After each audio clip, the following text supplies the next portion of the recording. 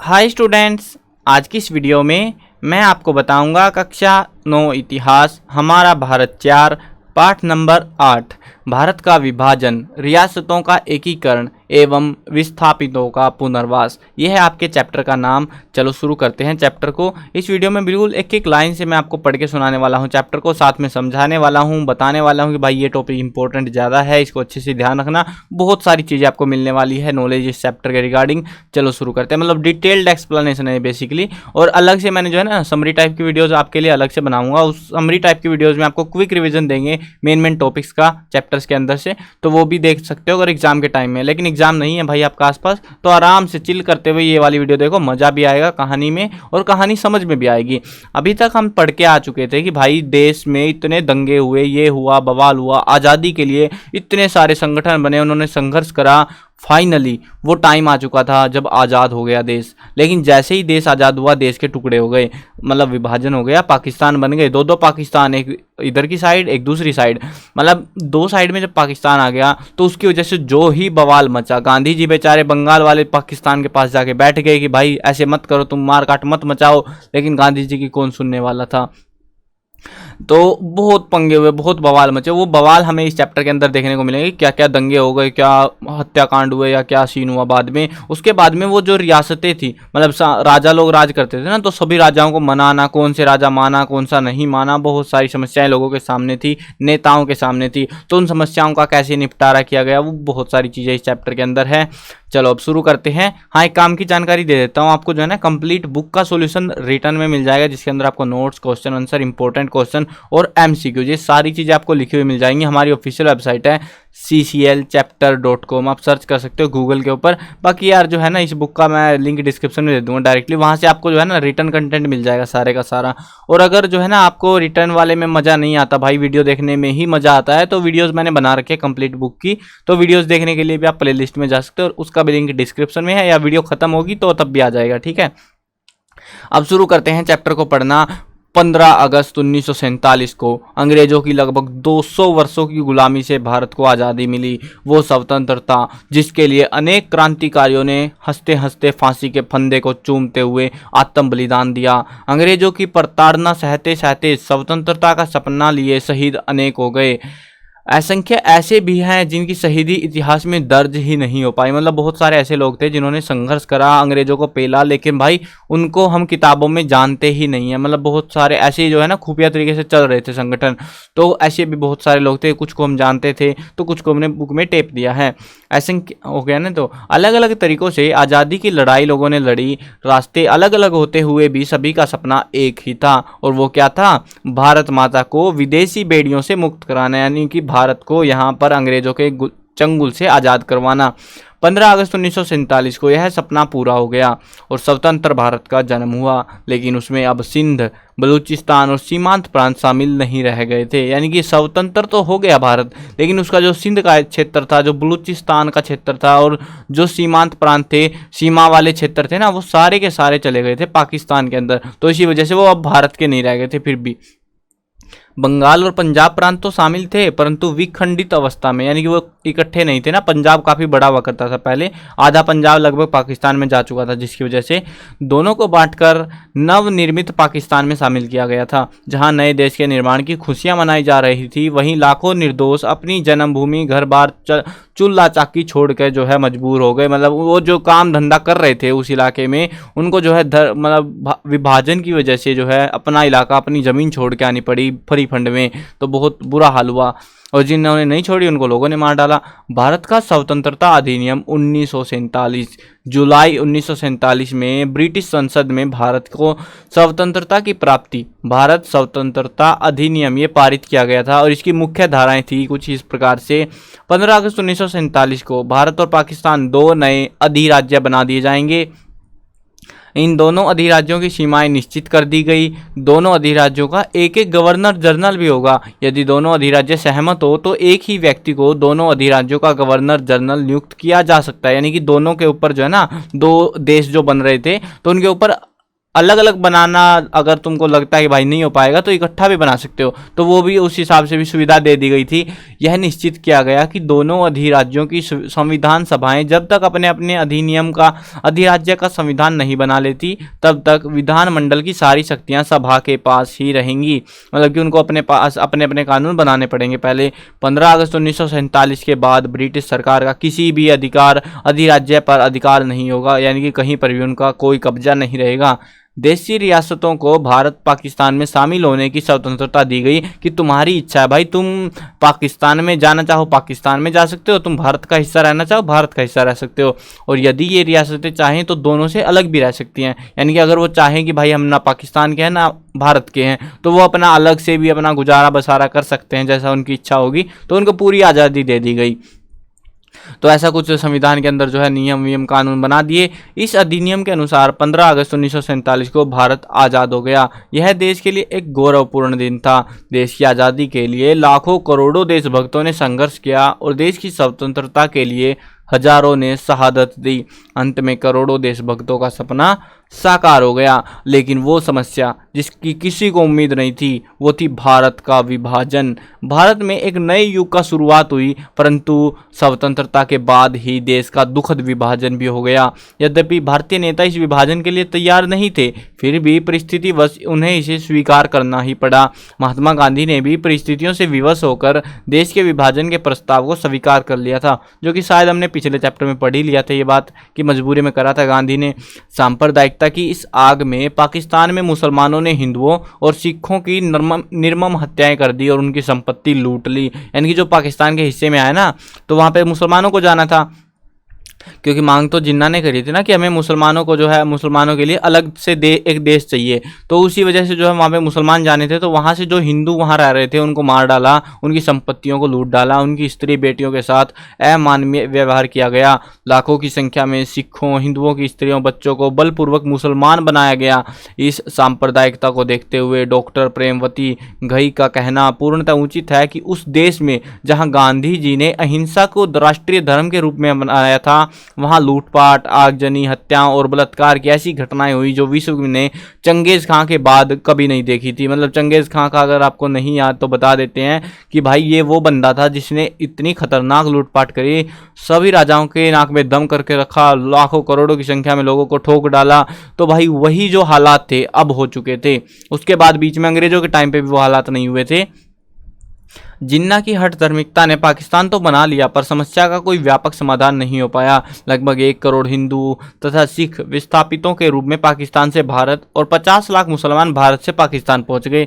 अब देखो ये देखो तुम 50 लाख मुसलमान भारत से पाकिस्तान गए, जबकि पाकिस्तान से ज़्यादा लोग आए भारत में, तो वो दिक्कत थी। भारत को भी संभालने पड़ेंगे इतने सारे लोगों को, काम धंधा चाहिए, ज़मीन भी चाहिए, सब कुछ चाहिए उनको भी। पाकिस्तान के जन्म से के समय पाकिस्तान 2 हिस्सों में था, एक पूर्वी पाकिस्तान और दूसरा था पश्चिमी पाकिस्तान। यानी कि देखो आपको डायरेक्शंस का पता होगा, 9th में आ गए हो, ऐसे कुछ डायरेक्शन हम दिखाते हैं ना तो क्या होता है, देखो ये उत्तर, ये दक्षिण, ये पूर्व और ये पश्चिम। तो ये जो पूर्व वाला हिस्सा है यानी कि जिसको आज के टाइम पे हम बांग्लादेश कहते हैं ना, तो ये पूर्वी पाकिस्तान था। और इधर एक हिस्सा है जिसको हम पश्चिमी पाकिस्तान या पाकिस्तानी कहते हैं, सीधी बात है। तो पूर्वी पाकिस्तान 1971 में जो है अलग से अपना, मतलब इन्होंने जो है ना इधर वाले मुसलमानों ने बेइज्जती करा दी इन लोगों की भी, क्योंकि भाई पाकिस्तान है दोनों। तो उस बेइज्जती से बचने के लिए इन्होंने अपना नाम ही बदल लिया कि हम तो अब से बन गए बांग्लादेश। ठीक है, पश्चिमी पाकिस्तान अपने पूर्ववर्ती रूप में आज भी विद्यमान है। देश के विभाजन के कारण क्या थे, मतलब इतना सारा बवाल मचा है क्यों, मुसलमानों को अलग राष्ट्र की जरूरत पड़ी ही क्यों। देश के विभाजन के कारणों पर इतिहासकार एवं समकालीन राजनीतिक नेताओं में बहुत मतभेद हैं। भारत के लेखकों एवं इतिहासकारों ने देश के विभाजन के लिए मुस्लिम लीग और उसके नेता मोहम्मद अली जिन्ना को उत्तरदायी माना, परंतु इसके विपरीत पाकिस्तान के बहुत से लेखकों एवं राजनीतिज्ञों ने देश के विभाजन के लिए कांग्रेस और इसके नेताओं को दोषी बताया। मतलब भाई वो तो होता ही है, उन लोगों को दूसरे घटिया लग रहे हैं, इनको दूसरे घटिया लग रहे हैं।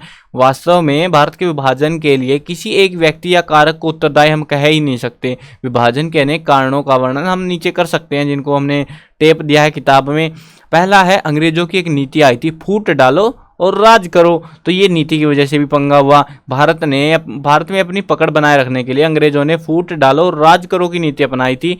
1857 के स्वतंत्रता संग्राम के बाद भारत में अंग्रेजों ने मुसलमानों का पक्ष लेना और सांप्रदायिकता को बढ़ावा देना शुरू कर दिया। उन्होंने हिंदुओं और मुसलमानों में आपसी फूट डालने का हर संभव प्रयास किया। इसके लिए उन्होंने 1905 में बंगाल का विभाजन भी कर दिया। 1909-1919 में जो है अधिनियमों में मुस्लिम सांप्रदायिकता को बढ़ावा दिया, उनके लिए सीटें आरक्षित कर दी थी ना। ब्रिटिश सरकार की फूट डालो और शासन करो की नीति के परिणाम स्वरूप 1947 में भारत का विभाजन हुआ, ऐसा हम कह सकते हैं। दूसरा जो कारण है वो है मुस्लिम लीग की सांप्रदायिक विचारधारा। भारत के विभाजन का मुख्य कारण मुस्लिम लीग की सांप्रदायिक विचारधारा थी। 1906 में मुस्लिम लीग की स्थापना अंग्रेजी सरकार के प्रोत्साहन से हुई थी। मुस्लिम लीग ने अपने उद्देश्य में स्पष्ट कर दिया था कि भारतीय मुसलमानों के पृथक राजनीतिक अस्तित्व के रूप में उनके हितों की रक्षा करेगी।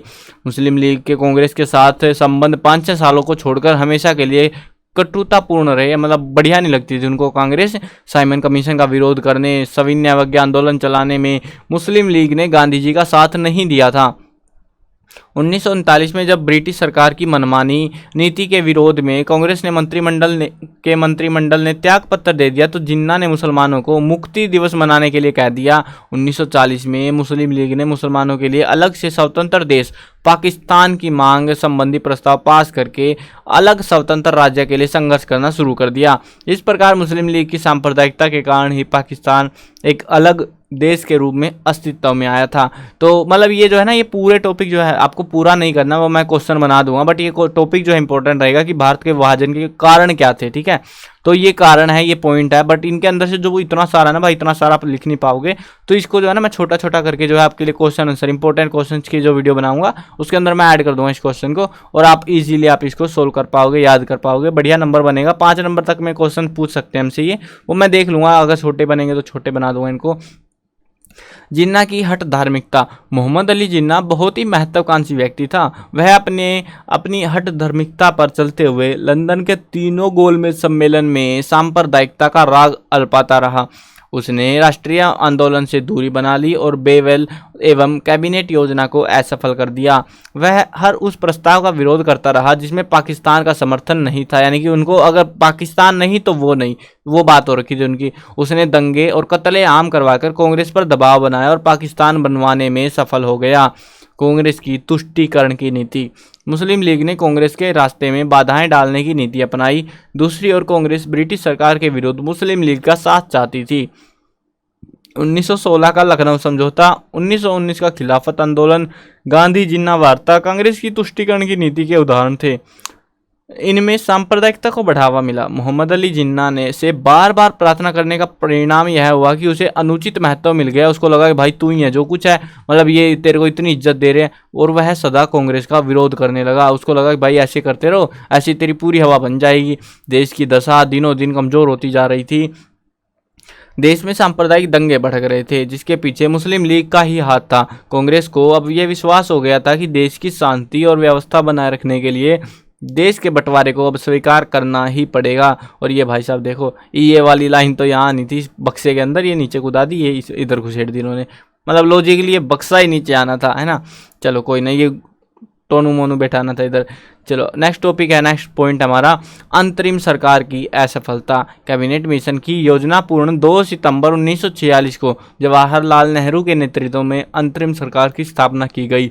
मुस्लिम लीग ने पहले इसका बहिष्कार किया लेकिन बाद में इसमें शामिल हो गई। मुस्लिम लीग के लियाकत अली इस सरकार के वित्त मंत्री बने। वे इस सरकार के सफल संचालन में अक्सर बाधाएं डालते रहते थे। मुस्लिम लीग ने कांग्रेस के प्रत्येक सुझाव को अस्वीकार करना शुरू कर दिया। उसका वास्तविक उद्देश्य अंतरिम सरकार को असफल करना था। इसी समय मुस्लिम लीग के नेता जोर शोर से पाकिस्तान की मांग करने लग गए। उन्होंने कई नगरों में दंगे करवा दिए। ऐसी परिस्थितियों में कांग्रेस नेता यह महसूस करने लगे कि मुस्लिम लीग से छुटकारा पाए बिना राष्ट्रीय सरकार के लिए सफलतापूर्वक कार्य करना संभव नहीं होगा। यानी कि वो बार बार जो है हम लोगों को ऐसे परेशान करते रहेंगे, तो वो भी एक कारण हो सकता है। मुस्लिम लीग की प्रत्यक्ष कार्यवाही एवं सांप्रदायिक दंगे। मुस्लिम लीग पाकिस्तान का निर्माण एवं सत्ता प्राप्त करने के लिए बेचैन हो रही थी। उसने कैबिनेट मिशन योजना को अस्वीकार कर दिया और 16 अगस्त 1946 को प्रत्यक्ष कार्यवाही की घोषणा कर दी। उस दिन बंगाल, विशेषकर कोलकाता में दंगे भड़क उठे। यहाँ मुसलमानों ने सैकड़ों हिंदुओं की हत्या कर दी और उनकी संपत्ति को नष्ट कर दिया।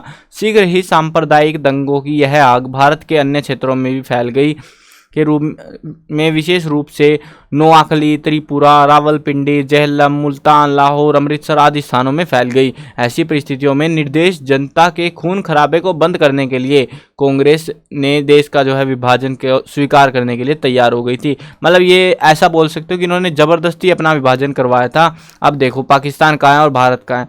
आप तो भारत में रहते हो यार, इट लाइक कर देना वीडियो को। चलो देखते हैं अभी नेक्स्ट पॉइंट हमारे पास में, वो है इंग्लैंड के प्रधानमंत्री लॉर्ड एटली की घोषणा।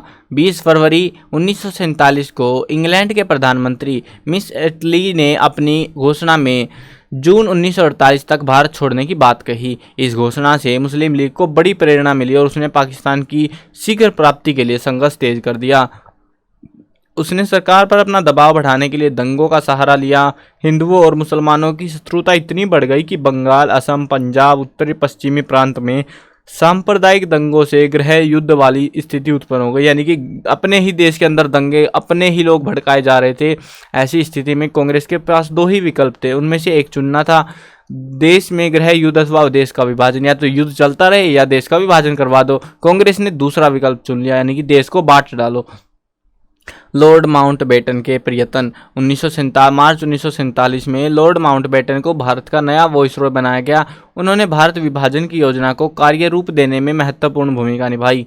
भारत के विभिन्न राजनीतिक दलों के नेताओं से बातचीत करके वह इस निर्णय पर पहुंचा कि मुस्लिम लीग एवं कांग्रेस के बीच समझौता होना असंभव है। भारत विभाजन से ही भारत की समस्या का समाधान हो सकता है। उन्होंने ठोस तर्कों के आधार पर नेहरू और कांग्रेस के अन्य नेताओं को बताया कि मुस्लिम लीग के कठोर व्यवहार और देश में बढ़ रहे दंगों के कारण देश का विभाजन जरूरी है। परिस्थितियों से विवश होकर कांग्रेस के नेताओं ने वॉइसरॉय के सुझाव को स्वीकार कर लिया। उसके बाद 3 जून 1947 को ब्रिटिश सरकार की स्वीकृति लेकर माउंटबेटन ने भारत के विभाजन की घोषणा कर दी कि भाई भारत का विभाजन होगा। ठीक है, अब हो गई, खुशी मिल गई होगी उनको अलग लेवल की। नेक्स्ट पॉइंट है वो है कांग्रेसी नेतृत्व की सत्ता लोलुपता। विभाजन के प्रमुख कारणों में कांग्रेसी नेतृत्व की थकान और उसकी सत्ता लोलुपता को भी उत्तरदायी माना जाता है। लगातार संघर्ष से कांग्रेसी नेतृत्व थक चुका था, वह अब और संघर्ष करने के लिए तैयार नहीं था। कांग्रेस के कुछ नेता यथाशीघ्र स्वतंत्रता प्राप्त कर सत्ता भोगना चाहते थे। गांधी जी ने जब विभाजन का विरोध किया तो कांग्रेस के नेतृत्व ने कोई उत्साह नहीं दिखाया, जिस वजह से गांधी जी ने भी विभाजन को स्वीकार कर लिया, यानी कि कोई उसका पक्ष साथ देने के लिए तैयार ही नहीं था। इस प्रकार जो है ऐसे बहुत सारे कारण हमने पता चले अभी। तो इस प्रकार जो है 1947 में विभाजन के साथ हमको आज़ादी प्राप्त हुई। भारत के कांग्रेसी नेताओं ने दंगों से भयभीत होकर शांति के लिए विभाजन स्वीकार किया था। एक प्रश्न अब भी जवाब की तलाश में है कि जब विभाजन दोनों देशों के बीच शांति के लिए जरूरी था तो आज तक हम शांति स्थापित क्यों नहीं कर पाए। यानी कि अब भी जो है भाई, मतलब भारत और पाकिस्तान तुम जानते हो ना कितने प्यारे दोस्त है, आपको पता है कितने प्यारे, कमेंट में बताना जरूर से। तो वो इतने जो प्यारे दोस्त हैं तो वो शांति कहाँ है भाई, वो जिसके लिए वो विभाजन हुआ था असल में तो वो विभाजन का कोई सेंस बना नहीं ना बढ़िया वाला। चलो देखते हैं, आगे बढ़ते हैं चैप्टर में। देशी रियासतों का एकीकरण, यानी देशी रियासतें होती है, छोटे छोटे क्षेत्र थे राजाओं के, तो उनका एकीकरण अब बड़ी एक समस्या थी हमारे सामने। 1947 में स्वतंत्रता प्राप्ति के बाद भारतीय संघ के विभाजन के साथ साथ जिस समस्या का सामना करना पड़ा वह थी रियासतों को भारतीय संघ में शामिल करना। आज़ादी के समय लगभग 562 के करीब रियासतें थी, यानी कि जो राजा थे ना वो 562 लोगों को उनको मनाना था कि वो भारतीय संघ में शामिल हो जाए। अब जिसका विलय भारतीय संघ में किया जाना था, इसमें से हैदराबाद जैसी बड़ी बड़ी रियासतें भी थी। हैदराबाद काफ़ी बड़ा क्षेत्र था ना, काफ़ी बड़ी रियासत थी। तो कुछ रियासतें बहुत छोटी थी जो कि कुछ गांव या कस्बों को मिलाकर बनी हुई थी। सरदार वल्लभ भाई पटेल, जिसको जो है भारत का बिस्मार्क या फिर जो है उसको लौह पुरुष भी कहा जाता है, ये एग्जाम में पूछा गया है बहुत बार, मतलब इस वाली बुक में नहीं, मतलब किसी और बुक में, किसी और क्लास में। बट हाँ, ये टॉपिक इंपॉर्टेंट है, ये पॉइंट कि भाई सरदार वल्लभ भाई पटेल लौह पुरुष के नाम से किसे जाना जाता है? सरदार वल्लभ भाई पटेल को जाना जाता है लौह पुरुष के नाम से। ये आपसे पूछेंगे भारत का बिस्मार्क किसे कहा जाता है, तो सरदार वल्लभ भाई पटेल। ये इंपॉर्टेंट है, याद रखना, ये इंपॉर्टेंट पॉइंट है चैप्टर से। एक ऐसी प्रतिभाशाली राजनीतिज्ञ थे जिनकी दूरदर्शिता एवं सूझबूझ से ही भारत का एकीकरण संभव हुआ। श्री वी.पी. मेनन को रियासतों के मंत्रालय का सचिव नियुक्त किया गया। वे भी एक बुद्धिमान और अनुभवी अधिकारी थे और उन्होंने रियासतों की समस्या को सफलतापूर्वक सुलझाने में सरदार पटेल के साथ मिलकर काम किया था। इनके अब ये सारी जितनी 562 थी ना शायद, हाँ, इतनी सारी रियासतों को इकट्ठा करना। रियासतों की स्थिति देखते हैं एक बार। अधिकार रियासतों के शासक ब्रिटिश सरकार के समर्थक थे और उन्होंने स्वतंत्रता संग्राम से भी दूरी बनाए रखी थी। वे अपनी रियासतों में एक तानाशाह की तरह शासन करते थे। रियासतों को भारतीय संघ में शामिल करना एक जटिल समस्या थी। इन समस्याओं का समाधान करने के लिए भारत की अंतरिम सरकार ने 25 जून 1947 को अलग से रियासतों का मंत्रालय बनाया और सरदार वल्लभ भाई पटेल को इसका मंत्री बनाया गया। उन्होंने अपनी दूरदर्शिता और सूझबूझ से इस समस्या का सफलतापूर्वक समाधान कर दिया था। बाद में सरदार पटेल की अपील और अधिकतर रियासतों का विलय, जो रियासतें थी वो कैसे शामिल हुई वो देखते हैं। 4 जुलाई 1947 को सरदार पटेल द्वारा देशी शासकों से अपील की गई कि देश के सामूहिक हितों के लिए रियासतों को सुरक्षा, विदेशी मामलों और संचार संबंधी विषयों पर भारतीय संघ में शामिल हो जाना चाहिए। उसके बाद रियासतों के समायोजन संबंधी पत्र तैयार किया गया। सरदार पटेल और उनके सचिव मेनन ने बहुत से शासकों से भेंट की और उन्होंने अधिमिलन संबंधी पत्र पर हस्ताक्षर करने की अपील की। उनके प्रयासों के परिणाम स्वरूप अधिकतर रियासतें स्वतंत्रता से पहले ही भारतीय संघ में शामिल हो गई। अब 15 अगस्त 1947, ये तारीख तो सबको याद होगी। इस तारीख के बाद से भारत की स्वतंत्र सरकार को रियासतों के संबंध में केवल जूनागढ़, हैदराबाद और कश्मीर की समस्या का सामना करना पड़ा। यानी कि ये 3 रियासतें बड़ी बड़ी रियासतें थी और इनके जो शासक थे वो मान ही नहीं रहे थे भाई। मतलब पूरा देश इकट्ठा हो चुका था, सारी रियासतें इकट्ठी हो चुकी थी, सिर्फ ये 3 रियासतें बची थी। मतलब 562 में सिर्फ 3 रियासतें बची थी जिनको अपने साथ करना था। और ये भाई बड़ी रियासतें थी तो ये मान नहीं रही थी, भाई हम क्यों तुम्हारे साथ आए, हम तो अकेले चिल मारेंगे। क्योंकि इन रियासतों के शासकों ने भारतीय संघ में शामिल होने से मना कर दिया था। भाई हम नहीं आ रहे तुम्हारी पार्टी में, तुम अपना चिल मारो के लिए, हम नहीं है यहाँ पे। अब ये इसका देखो, ये 3 रियासतें जो बची थी इनके साथ क्या क्या स्कैम हुआ और कैसे ये भारतीय संघ में शामिल करी गई, क्या टेक्निक लगाई गई भारत में इनको शामिल करने के लिए। तो पहला है हमारे पास जूनागढ़ का विलय। जूनागढ़ काठियावाड़ के दक्षिण पश्चिम में स्थित एक प्रमुख रियासत थी। इस रियासत की कुल जनसंख्या का 80% हिंदू और 20% मुसलमान थे। जूनागढ़ का नवाब भी मुसलमान था।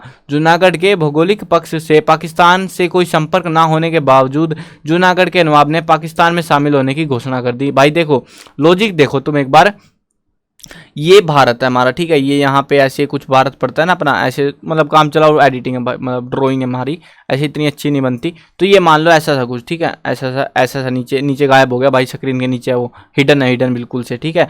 अब यहाँ पे देखो इस वाले में अगर आप बोलो भाई यहाँ पे एक पाकिस्तान बना था, सबको पता है, इधर भी एक पाकिस्तान बना हुआ है इधर वाले हिस्से में, तो ये जो है ये तो ठीक है भाई, जो भी चल रहा है मामला ठीक था। लेकिन यहाँ क्या मामला था भाई, इधर वाले एरिया में बंदा मना कर रहा है, मतलब पश्चिम में, इधर साइड है, गलत साइड बता दी, इधर वाली साइड थी वो, दक्षिण पश्चिमी इधर है, ठीक है। तो इधर वाले हिस्से में थी कोई जूनागढ़ की रियासत, तो वो शासक मना कर रहा है और बोल रहा मैं तो पाकिस्तान में शामिल हूँ। भाई पाकिस्तान कहाँ, तू कहाँ, ये संपर्क नहीं हो रहा था। और वो बंदा चाह रहा था कि मैं तो उस पार्टी में जाऊँगा, क्योंकि शासक मुसलमान था और मुसलमान वाली गैंग में जाएगा, भाई हिंदू वाली गैंग में क्यों आएगा। अब नवाब की इस घोषणा का वहाँ की जनता ने घोर विरोध किया कि भाई तुम मुसलमान जो है यहाँ पे सिर्फ 20% हो और 80% यहाँ पे हिंदू रह रहे हैं। अब तुमको क्या करना चाहिए, सिंपल सी बात है, तुम भारत में शामिल हो जाओ, भारत में हिंदू ज़्यादा हैं, ठीक है। तो लोगों ने विरोध किया। जूनागढ़ के नवाब ने अपने पड़ोस की 2 रियासतों मैगरोल और बाबरियावाड़ में अपनी सेनाएं भेज दी। यह दावा किया कि ये दोनों रियासतें जूनागढ़ का ही हिस्सा है, जबकि ये दोनों रियासतें भारतीय संघ में शामिल हो चुकी थी। भाई देखो, अब इसको बेचारे को पता नहीं था, इसको लगा कि अपना इलाका है, घुस जाते सेना लेके, लेकिन भारतीय संघ इतना बड़ा हो चुका था अब, तो ऐसे वैसे हल्के में ले रहे थे ये लोग। तो इसको भारतीय सरकार ने इसका उचित उत्तर देने के लिए ब्रिगेडियर गुरदयाल सिंह के नेतृत्व में सेना भेज दी। इस समय तक जूनागढ़ की स्थिति बहुत खराब हो गई थी और 1 लाख से अधिक हिंदू जूनागढ़ छोड़कर चले गए थे। क्यों चले गए? क्योंकि भाई शासक मुसलमान था और वो कुछ भी कर सकता था। तो भलाई इसी में ना, अपना इलाका ही छोड़ के निकल लो, हिंदुओं वाली पार्टी में चले जाओ। तो वो लोग ही छोड़ के भागे, तू पड़ा रहा इधर ही अकेला। तो 1 लाख के आसपास ये जो लोग थे, हिंदू जो थे, वो छोड़ के जा चुके थे। ब्रिगेडियर गुरदयाल सिंह के नेतृत्व में सेना के पहुंचने पर नवाब ने पाकिस्तान से मदद मांगी, क्योंकि पाकिस्तान के फेवर में था, भाई पाकिस्तान मदद कर दे मेरी। अब मदद की कोई आशा नहीं थी, क्योंकि भाई दूर था पाकिस्तान। अब मदद की आशा ना देखकर अक्टूबर के अंतरिम सप्ताह में नवाब अपने परिवार और धन दौलत सहित विमान लेकर कराची चला गया। मतलब खुद ही राजा ही भाग गया, जैसे अभी रिसेंटली भी हुआ था, कहीं पे हुआ था। तो वैसे ही जो है यहाँ पे सीन हो गया कि भाई राजा जो है ना अपनी परिवार को लेके, संपत्ति को लेके जो है कराची भाग गया, पाकिस्तान के अंदर चला गया। तो अब जो है रियासत हो गई खाली, वहाँ पे कोई नहीं है। इस जनमत से जो है कहाँ, हाँ यहाँ पे 20 फरवरी 1948 को जूनागढ़ ने जनमत करवाया गया। जनमत यानी कि जनता से वोट कराई गई कि भाई तुम किस पार्टी में आना चाहती हो। इस जनमत में 99% मत भारतीय संघ में शामिल होने के पक्ष में थे। इस प्रकार जूनागढ़ को भारतीय संघ में शामिल किया गया। जबरदस्ती नहीं करा गया, देखो जबरदस्ती नहीं करा, ऐसे उसने हमारे संघ में जो है ऐसे हमला करा तो भाई हमने उनको पेला और पेलते वो भाग गया, अपना कराची की साइड में निकल लिया, कल्टी हो लिया वो। तो उसके बाद में जो है वोट कराई गई वहाँ पे कि तुम कौन से संघ में शामिल होना चाहते हो। लोगों से भी पूछा गया, क्योंकि राजा तो है नहीं, तो लोगों से ही पूछेंगे अब तो लोगों से पूछ के जो है भारतीय संघ में उसको शामिल किया गया। अब दूसरी जो रियासत थी वो थी हैदराबाद की रियासत। उसका विलय कैसे हुआ? हैदराबाद भारत की बहुत बड़ी रियासतों में से एक थी। 1947 में मीर उस्मान अली खां बहादुर हैदराबाद का निजाम था। हैदराबाद की रियासत में 85% हिंदुओं की जनसंख्या थी। जून 1947 में निजाम ने एक फरमान जारी किया कि वह दोनों देशों के संविधान सभा में अपना प्रतिनिधि नहीं भेजेगा, यानी कि वो किसी भी देश में शामिल नहीं होना चाहता था, ना भारत में ना पाकिस्तान में। 15 अगस्त 1947 को उसकी रियासत एक स्वतंत्र देश होगा, वो किसी का हिस्सा नहीं होगा। निजाम ने लॉर्ड माउंटबेटन से हैदराबाद के लिए एक अलग अधिराज्य की मांग की, जिसे अस्वीकार कर दिया गया।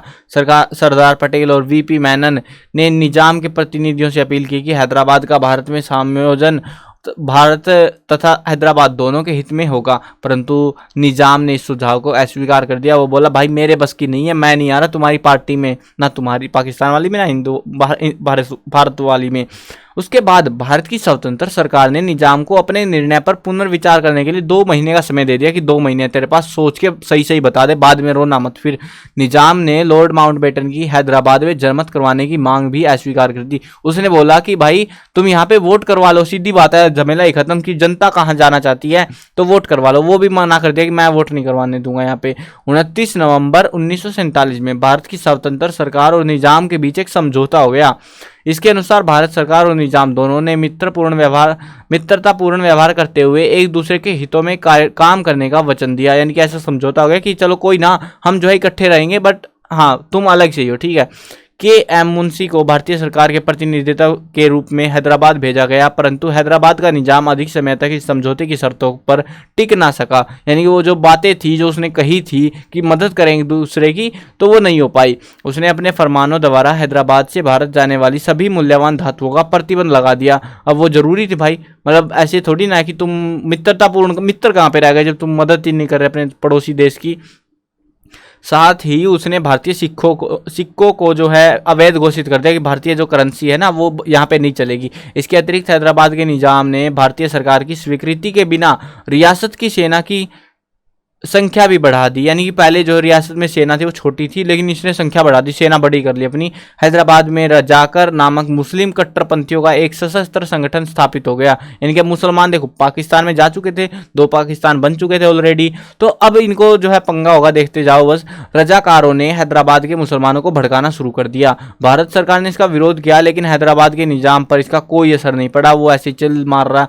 अंत में विवश होकर भारत सरकार ने हैदराबाद के निजाम के विरुद्ध सैन्य कार्रवाई करने का निश्चय किया कि अब तो तुझे सेना ही बताएगी कि चीज क्या है तू। 13 सितंबर 1948 को मेजर जनरल जे.एन. चौधरी के नेतृत्व में सेना जो है हैदराबाद भेजी गई। यद्यपि निजाम की सेना और रजाकारों ने भारतीय सेना का सामना किया, लेकिन शीघ्र ही उसने हथियार डाल दिए। भाई इतने बड़े संघ की सेना के सामने तुम छुटकू से जो राज्य हो, रियासत हो, तुम क्या कर लोगे। 18 सितंबर 1948 को भारतीय सेना हैदराबाद में प्रवेश कर गई और उस पर कब्जा कर लिया। पहले हम प्यार से मना रहे थे, नहीं माना, लेकिन अब जो है जबरदस्ती मनवा लिया उसको, मतलब पिट गया। मेजर जनरल चौधरी को हैदराबाद का गवर्नर नियुक्त कर दिया गया। तत्पश्चात निजाम ने भारतीय संघ में शामिल होने की घोषणा कर दी। जब वो हार गया ना, अब मेरे बस का कुछ नहीं रहा, तब वो बोला कि चल मैं अब ठीक है यार, मैं भारत में शामिल हो जाता हूँ। भारतीय सेना की जो ये कार्रवाई थी पूरी, इसको कहा जाता है ऑपरेशन पोलो। अब ये पोलो क्यों नाम दे दिया भाई? क्योंकि उस वजह जो है, उस समय जो है हैदराबाद में विश्व में सबसे ज़्यादा 17 पोलो के मैदान थे। 5 दिनों तक चली इस कार्रवाई में 1373 रजाकार मारे गए। हैदराबाद स्टेट के 807 जवान मरे। भारतीय सेना ने अपने 66 जवान यहाँ पे खो दिए, जबकि 97 जवान घायल हो गए थे। अब कश्मीर बच गया था एक, मतलब 2 हो गए थे भाई नीचे वाले। कश्मीर पे बड़ा बवाल मचा था। कश्मीर वाला भी ऐसे ही शासक था जैसे ऊपर निजाम था ना, ऐसा ही शासक था वो भी। देखते जाओ क्या सीन होता है। अभी तो देखो इनको एक स्पेशल स्टेटस दिया था, वो भी पता लगेगा क्यों दिया था, बाद में क्या हुआ। कश्मीर भारत के उत्तर में स्थित एक बड़ी रियासत थी। इस रियासत के शासक महाराजा हरि सिंह हिंदू थे। ये नाम याद रखना पड़ेगा आपको, ठीक है ना। ये कश्मीर जो विलय थे ना, 3 विलय हुए, लेकिन कश्मीर वाला विलय इंपॉर्टेंट हमारा बहुत ज़्यादा, तो कश्मीर वाला जरूरी है, तो एग्जाम में पूछ सकते हैं वो। तो इसका डिटेल से मैं याद रखना थोड़ा अच्छे से कि इसका राजा कौन था पहले। तो हरि सिंह हिंदू। तो ये जो है रियासत की बहुसंख्यक आबादी मुसलमानों की थी। इस रियासत की देखो ऊपर एक रियासत में थी जूनागढ़ वाले में, उसमें क्या था, वो मुसलमान था और हिंदू ज़्यादा थे। यहाँ पे उल्टा था, यहाँ पे शासक हिंदू था और जनता मुसलमान थी। इस रियासत की सीमाएं भारत और पाकिस्तान दोनों के साथ लगती थी, इसीलिए दोनों देश इसे अपने देश में शामिल करने के इच्छुक थे। लेकिन कश्मीर का शासक किसी भी देश में शामिल नहीं होना चाहता था। उसने भारत और पाकिस्तान दोनों से बातचीत कर प्रचलित व्यवस्था कायम रखने संबंधी समझौता करने की इच्छा व्यक्त की। पाकिस्तानी सरकार ने इस समझौते पर हस्ताक्षर कर दिए, लेकिन भारत की सरकार ने इस पर कोई निर्णय नहीं लिया। यानी कि वो कह नहीं सकती थी भाई हम शामिल करें ना करें, क्या करें, हम पहले की जो पहले से चली आ रही परंपरा को कायम कैसे रख पाएंगे कि नहीं। कश्मीर की रियासत को अपने साथ मिलाने हेतु विवश करने के लिए पाकिस्तान की सरकार ने कश्मीर की आर्थिक नाकेबंदी कर दी कि भाई अब से यहाँ पे कोई लेन देन नहीं होगी, यहाँ पे व्यापार बंद कर दिया उसका। पाकिस्तान ने कश्मीर को अनाज, पेट्रोल और कई अन्य आवश्यक वस्तुओं की आपूर्ति बंद कर दी। जो चीज़ें पाकिस्तान देता था ना उसको, तो वो बंद करवा दी। सीमावर्ती क्षेत्र में कबाइलियों द्वारा गड़बड़ी करवानी शुरू करवा दी पाकिस्तान ने। कश्मीर के प्रधानमंत्री मेहर चंद महाजन ने पाकिस्तान के इन कार्यों की निंदा की और विरोध जताया, परंतु पाकिस्तान पर इसका कोई फर्क नहीं पड़ा। वो लगा रहा कि भाई कब्जा मारना है इस पे। तो अब 22 अक्टूबर 1947 को पाकिस्तान ने कश्मीर का कबाइली हमला करवा दिया। क्या, कौन सा हमला करवाया? कबाइली हमला। कबाइली लोग थे जो, उनसे हमला करवा दिया। जम्मू कश्मीर की सेना ने कर्नल नारायण सिंह के नेतृत्व में कबाइलियों का मुकाबला किया। लड़ाई के दौरान रियासत के कुछ मुसलमान सैनिक भी कबाइलियों के साथ मिल गए, जिससे और ज़्यादा पंगा हो गया क्योंकि भाई इनको सारी जानकारी थी। परिणाम स्वरूप कबाइलियों ने रियासत के कई सीमावर्ती क्षेत्रों पर कब्जा कर लिया और श्रीनगर की बिजली सप्लाई बंद कर दी, बिजली काट दी वहाँ की। कबाइलियों ने कश्मीर के जिलों में खूब लूटमार की। ऐसी परिस्थितियों में कश्मीर के राजा, अब बेचारा राजा करे क्या, मतलब पहले संधि किसने करी, पहले हस्ताक्षर किसने करे, पाकिस्तान वालों ने, लेकिन फिर भी वो हरामी निकले। और उसके बाद में जो है इन्होंने क्या करा, कश्मीर के जो राजा थे हरि सिंह, इसने 26 अक्टूबर 1947 को भारत की सरकार से सैनिक, ये मैप दिखाऊंगा आपको, ठीक है, ये काम का है, सैनिक सहायता की अपील की और अपनी रियासत को भारतीय संघ में शामिल करना स्वीकार कर लिया। वो बोला कि भारत वालों, भारतीय संघ, मैं आपकी पार्टी में आ रहा हूँ मुझे बचा लो, ये लोग मुझे मार डालेंगे। उसके बाद भारत और पाकिस्तान की सेना अब भारतीय संघ में शामिल हो, तो किसकी सेना जाएगी, भारत की सेना। अब भारत की सेना और पाकिस्तान की सेनाओं के बीच में कश्मीर में युद्ध छिड़ गया। अंत में संयुक्त राष्ट्र संघ की मध्यस्थता में परिणाम स्वरूप 1 जनवरी 1949 को युद्ध खत्म हो गया। भारत सरकार ने समस्त कश्मीर को भारत का अभिन्न अंग घोषित कर दिया, जिसे पाकिस्तान ने स्वीकार नहीं किया। पाकिस्तान क्यों माने भाई, पाकिस्तान को तो कब्जा मारना था उस पर। कश्मीर की यह समस्या अब तक भारत और पाकिस्तान के विवाद का कारण बनी हुई है। मतलब आज भी तुमको पता है ना पाकिस्तान वाले कितने हरामी है, कश्मीर में जो है सोच रहे हैं कि कश्मीर को अपने कब्जे में ले लो, लेकिन नहीं ले पा रहे हैं। एकीकृत भारत का निर्माण, देशी रियासतों का भारत में विलय भारत की एकता की दिशा में महत्वपूर्ण कदम था। यह अनुभव किया गया कि छोटे राज्यों में आधुनिक सुविधाएं उपलब्ध नहीं कराई जा सकेंगी, इसीलिए सरदार पटेल ने छोटे राज्यों को निकट के राज्यों में मिला दिया। बड़ौदा का राज्य बम्बई प्रांत में, और इसी प्रकार पेप्सू राजस्थान, मध्य प्रदेश, सौराठ और विंध्य प्रदेश एकीकृत राज्य बने। मैसूर, जम्मू कश्मीर और हैदराबाद को पूर्ववर्त सीमा में ही रहने दिया गया, जैसे वो सीमाएं पहले से थी ना वैसे ही छोड़ दिया उसको। अब यहाँ पे देखते हैं, मैप देखते हैं एक बार। देखो ये थी हमारी हैदराबाद की रियासत, यहाँ पे थी, गुजरात में थी, सॉरी, यहाँ पे मैं यहाँ पे बता रहा था। देखो हैदराबाद की रियासत देख रहे हो कितनी बड़ी थी। तो ये वो पंगा था, इसकी वजह से दंगे भड़के हुए थे भाई। सोच रहा है ये अपना चिल मारने की सोच रहा था। अब यहाँ पे ये देखो जूनागढ़ की रियासत ये हरे कलर में दिख रही है ना आपको। अब ये सोच रहा था, ये वाला बंदा सोच रहा मैं पाकिस्तानी वाले पाकिस्तान में जाके मिल जाऊंगा, ले मदद मांगी, बीच में हमारा देश था भाई, ऐसे कैसे घुस आएंगे पाकिस्तान आर्मी, तो पिटा ये बेचारा। अब यहाँ पे जो है हैदराबाद तो वैसे ही कहीं नहीं भाग सकता था, वो तो वैसे ही पिटा बेचारा। अब यहाँ पे बड़ा बवाल है, ये आज तक भी बवाल का विषय बना हुआ है। यहाँ पे कश्मीर जो पाकिस्तान वाले हैं वो चाहते हैं कि भाई ये कश्मीर का इलाका जो है ना अपने पाकिस्तान को यहाँ तक ले जाना चाह रहे हैं, लेकिन भारत वाले ऐसे करना नहीं देंगे। यहाँ पे खड़ी हुई है भारत की सेना और यहाँ पे आएगी और वो पिटेंगे बार बार। अब वही चल रहा है और उसकी वजह से रोज की रोज खबरों में भी सुना है अपने जवान शहीद होते हैं, उनके भी मारते हैं अपने भी मरते हैं भाई, क्या ही करें इस चीज़ को लेके, है ना। चलो आगे बढ़ते हैं चैप्टर के अंदर हमारा। और ये था हमारे यहाँ पे पूर्वी पाकिस्तान दिखा रहे हैं ना, पूर्वी पाकिस्तान जिसको बांग्लादेश कहते हैं आजकल, तो ये वो है। चलो आगे बढ़ते हैं, छठा पॉइंट हो गया था, सातवें पॉइंट पे थे राज्यों का वर्गीकरण। विलय के बाद 4 प्रकार के राज्यों का उदय हुआ। संविधान के अनुसार ये राज्य वर्ग थे ए बै सै दै। ऐसे कैसे राज्य? ए वर्ग में जो वो राज्य शामिल किए गए जो ब्रिटिश भारत के गवर्नर के अधीन थे। बै वर्ग में वो राज्य शामिल किए गए जो देशी रियासतों को मिलाकर बनाए गए थे। सै वर्ग में वो राज्य थे जो चीफ कमिश्नरों के अधीन थे। दै वर्ग में केवल अंडमान और निकोबार का राज्य आता था जो कि मतलब पानी के अंदर ही है, वो तो टोटली आइलैंड ही है। राज्यों का पुनर्गठन। 1953 में भारत सरकार ने राज्य पुनर्गठन आयोग गठित करके 1956 में राज्य पुनर्गठन कानून बना दिया। भारत भाषा के आधार पर भारत में 14 राज्य और 6 केंद्र शासित प्रदेशों की व्यवस्था की गई, क्योंकि भाई मैनेज करना जरूरी था ना। तो भारत में कितने राज्य बने? अब 14 राज्य बने और 6 केंद्र शासित, शुरुआत की बात है। आज के टाइम पे कितने हैं? 28 राज्य है ना, और 7 केंद्र शासित प्रदेश है।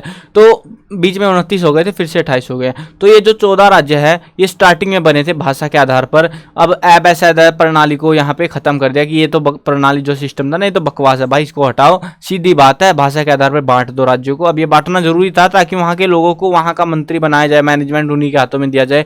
उससे होगा क्या कि उनको उनकी भाषा तो कम से कम समझ आएगी। तो ये थोड़ा सा इशू क्रिएट होता है भाषा की वजह से, तो भाषा के आधार पर बना दिया सिस्टम सारा। रियासतों के शासकों की प्रशासन संबंधी शक्तियां और अधिकार समाप्त कर दिए गए। उनके एवं उनके परिवारों के खर्च के लिए वार्षिक धनराशि निश्चित कर दी गई कि तुम्हें जो है ना 1 साल में इतना पैसा मिला करेगा।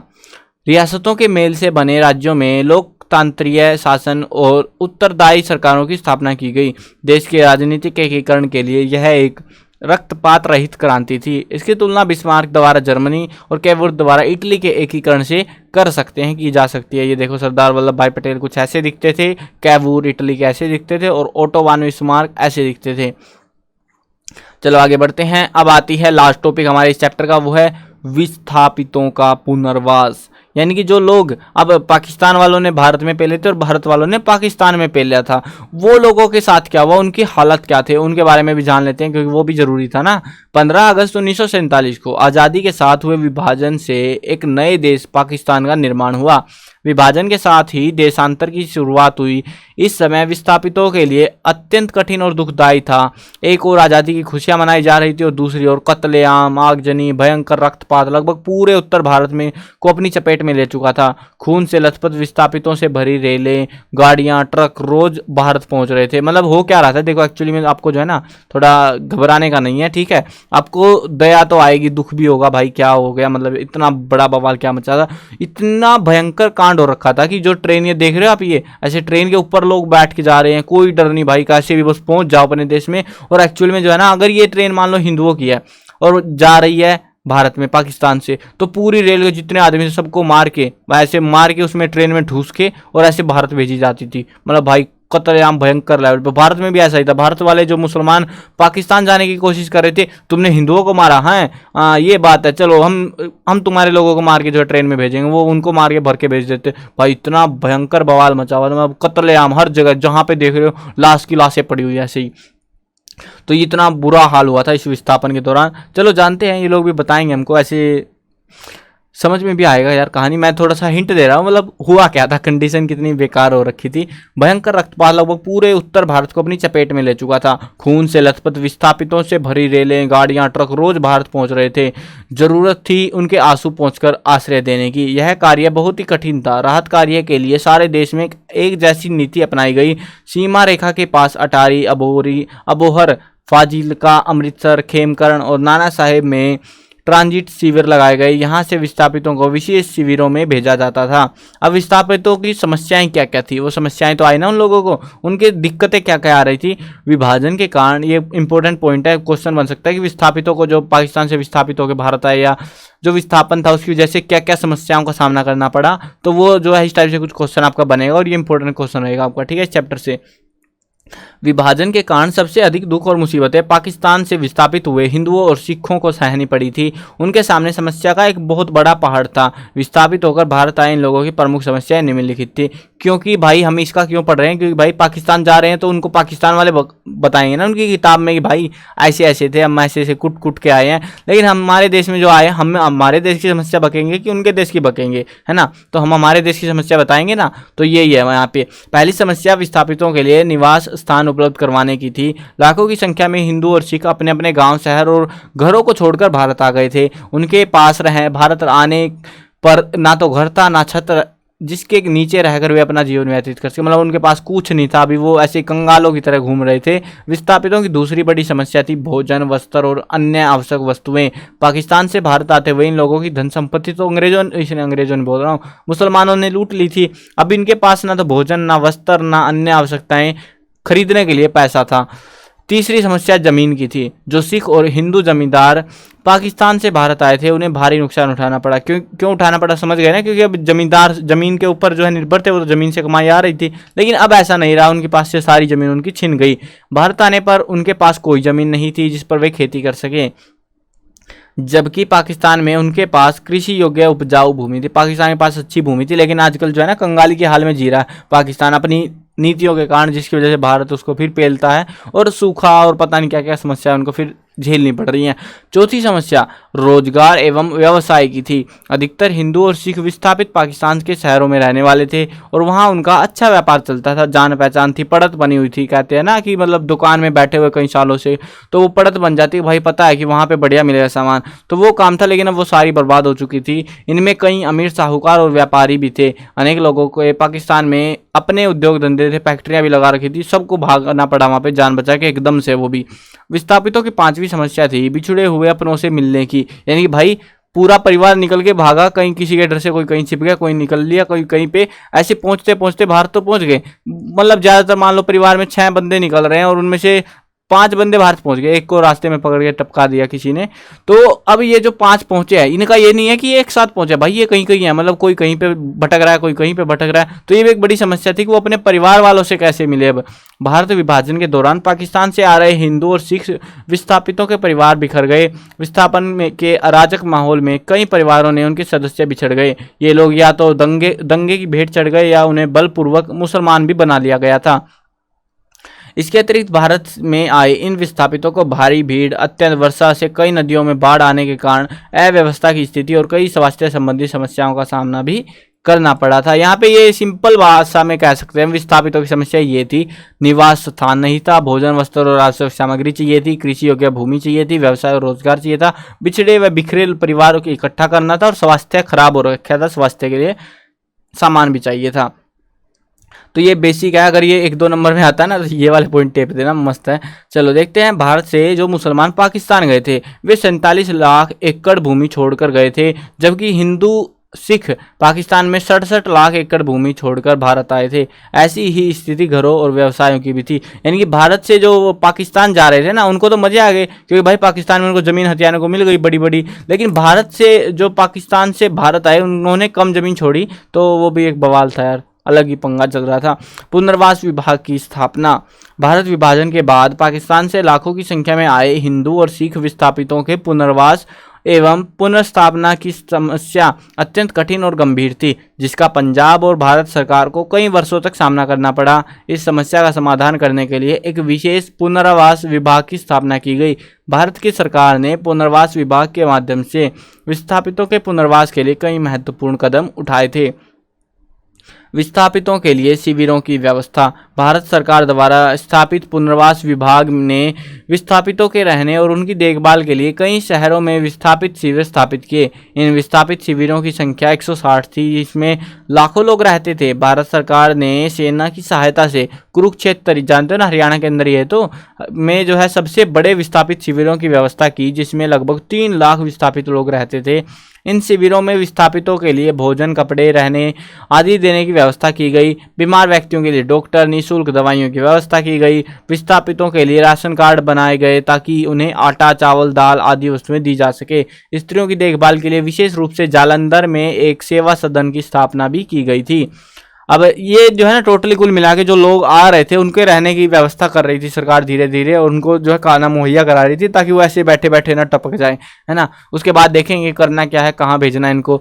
पश्चिमी पाकिस्तान से आए शरणार्थियों का पुनर्वास 2 प्रकार से किया गया, शहरी पुनर्वास और ग्रामीण पुनर्वास। इन शरणार्थियों को उसी प्रकार बसाया जाना था जैसे वो पाकिस्तान में छोड़कर आए थे, मतलब शहर वाले अब गाँव में नहीं रह सकते, गाँव वाले शहर में नहीं, तो उसी हिसाब से बचाएंगे कि शहर वालों को शहर में मजा आए और वो काम धंधे अपने कर सके, गांव वाले गांव में आ जाए। भाई जो लोग शहरों से आए थे, ये देखो ये क्या हाल थे, ये ऐसे तंबू लगा रखे थे, शरणार्थी शिविर कहते हैं इनको, तो ऐसे बहुत बड़े बड़े क्षेत्रों में लगा दिए गए थे ये।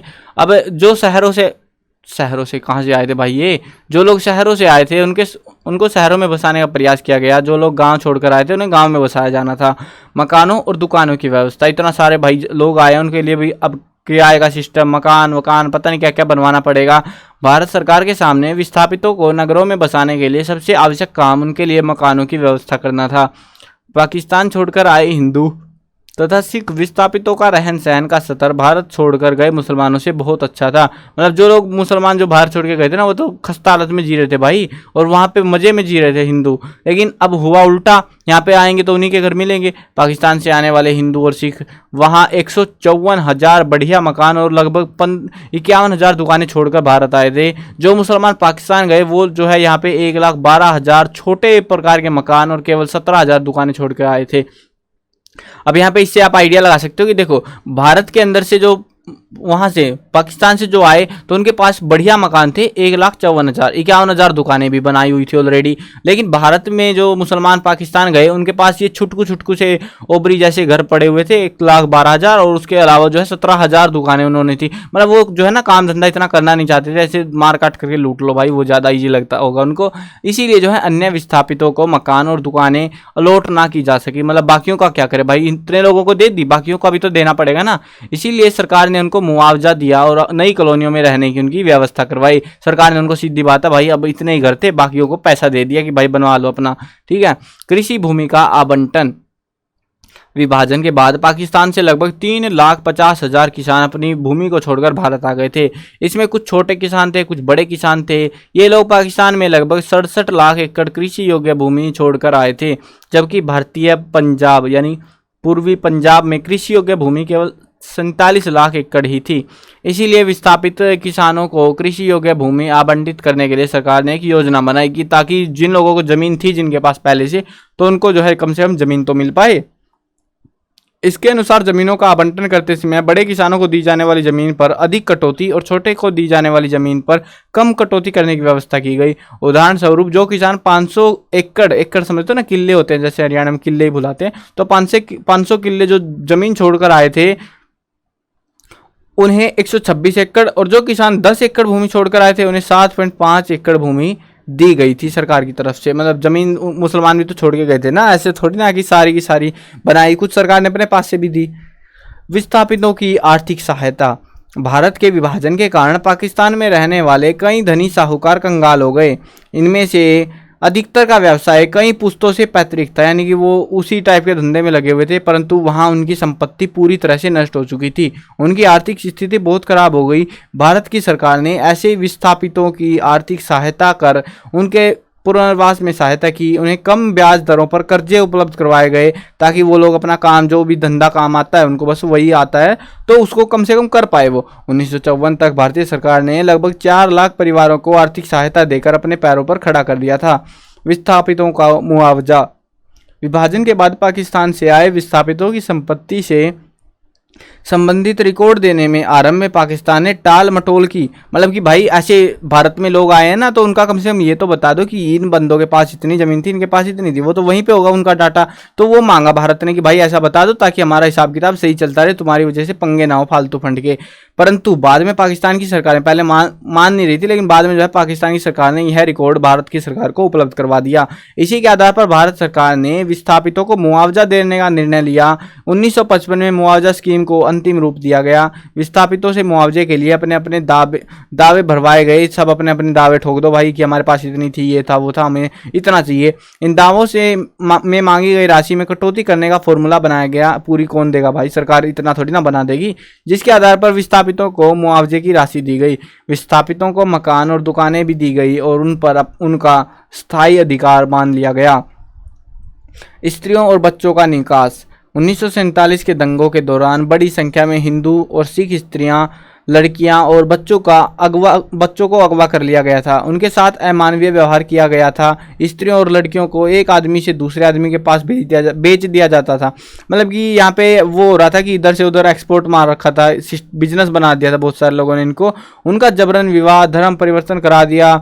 इन अगवा की गई स्त्रियों और लड़कियों की खोज करके उनको सुरक्षित भारत लाना भारत सरकार के लिए एक बड़ी चुनौती थी। मतलब पता नहीं कहाँ भेज दी होंगी उनको। इस उद्देश्य से भारत और पाकिस्तान के प्रधानमंत्रियों में एक समझौता हो गया।